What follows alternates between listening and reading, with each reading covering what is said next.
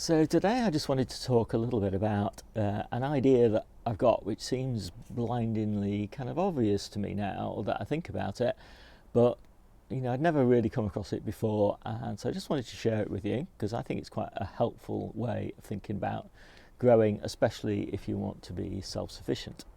And the idea just stems really from potatoes. So everybody knows that you can grow first early potatoes, second early potatoes, main crop potatoes and late crop potatoes, which are sometimes called Christmas potatoes, but really they're just a second succession of potatoes that you sow sort of July, August time for harvesting really late in the year. And it just struck me that that's a really nice framework for thinking about pretty much everything that you can grow. And the reason that I like it is because when you're thinking about your first early potatoes, all you're thinking about is getting it early. So you don't want to dedicate a lot of space to them because they're very inefficient and they're very small and they take a lot of time and attention by comparison with your second earlies, which are a bit easier. So you sow a few more of those. You don't have to fuss over them quite as much. And then you've got your main crop. Well, your main crop are what you want to sow most of, and they're the easiest things to look after. And then you've got your late crop, and again, your late crop, you don't want to do too many of those because, again, they're quite inefficient. You have to fuss over them quite a lot. There's more risk of crop failure and things like that. But again, if you want to extend the season, late crop is nice to have. So we tend to, let's look at potatoes, we tend to think of our first earlies, we harvesting those in April. And then our second earlies, we start harvesting those in May and June. And then our early, we actually do an early main crop because we cheat a little bit, but our early main crop we get in July. And then our main crop we get in August. And that sees us through all the way through really until April, good sized general purpose potatoes.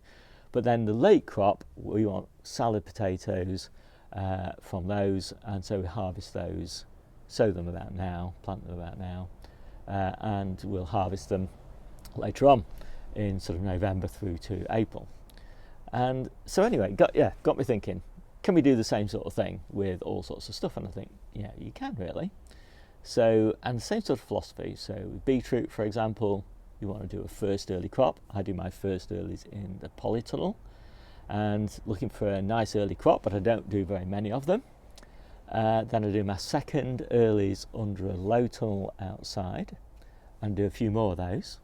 But then my main crop, which is my storage crop, then I want to do those sow those in June, plant them out in July, sometimes maybe a little bit earlier than that, harvest those in October, same sort of timing as you're harvesting your main crop potatoes, and then you're going to store those all the way through until April, and then your early crop, first early beetroot, are ready in May. So same sort of thing with onions.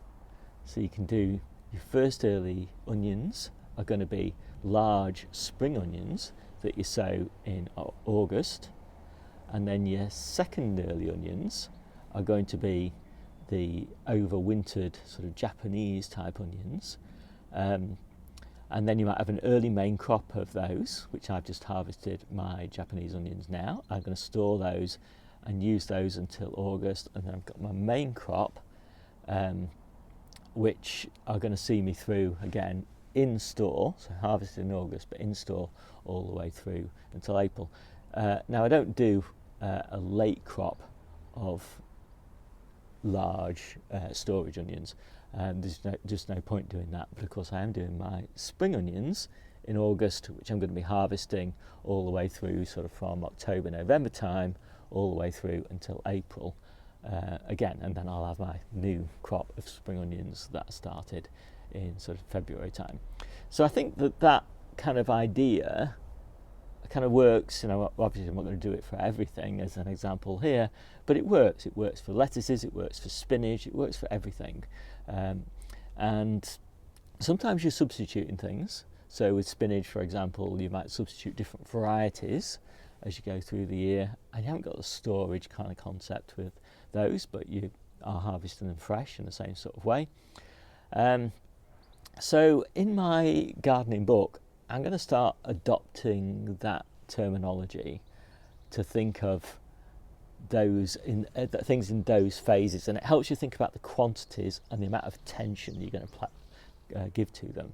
So I'll give you one more example, which is strawberries. So I do my first early strawberries in the polytunnel in hanging baskets, lots of fuss and attention again, so not very many of them. Then I do my second earlies in a cold frame, and so they come about a month after the ones in the polytunnel, and about 3 weeks before the ones outside. And then effectively I've got my main crop, which come sort of late June through July and early August, and then I've got my late crop, which come sort of August through until the first frost. So it kind of works, doesn't it? So anyway, that's the way I'm thinking about it from now on, unless somebody gives me some feedback on this video that says, no, that's a crazy way of thinking about it. Anyway, my name's Steve, this is the Seaside Kitchen Garden and Allotment channel, and I'll see you soon.